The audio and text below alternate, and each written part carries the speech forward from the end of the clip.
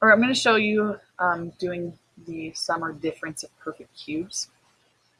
So first thing first, this doesn't look like it's a perfect cube because it's to the fourth power. First thing you need to do is factor out your greatest common factor though. So they both have a common factor of x. So I'm going to divide each term by x.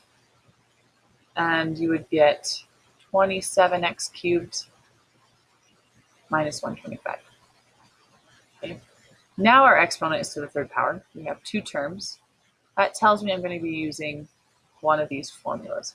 In fact, since it's minus, I know I'm going to use this formula right here. So I'm only going to be plugging it into the right side. So I just need to figure out what A and what my B would be. So to find your A, you need to find the number that you need to cube to get 27. So what to the third power gives you 27? Well, if you don't know, you can take the cube root of 27. And that tells you, and actually I should keep the x with it, so the cube root of 27x cubed. Well, the cube root of 27 is 3. And that's because 3 to the third power gives you 27. Cube root of x cubed is just x. We just have an x on there. As for the b, same thing. I need to figure out what number to the third power gives me 125. If you need to, you can take the cube root of 125. That gives you 5. It's 5 to the third power is 125. So for my answer, I keep my x in front. But then I first do this first little part. Since it was minus, I'm going to do a minus b, so 3x minus 5.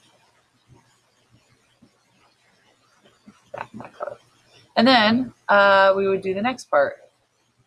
So a squared, that means we're squaring 3x. You square both the 3 and the x. So this would be 3 squared is 9. So we'll have 9x squared.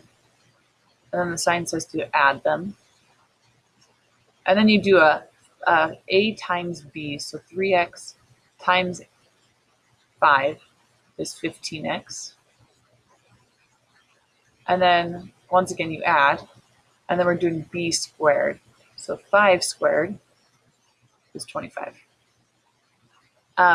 Once you put it in the formula, you're entirely done. That's your answer.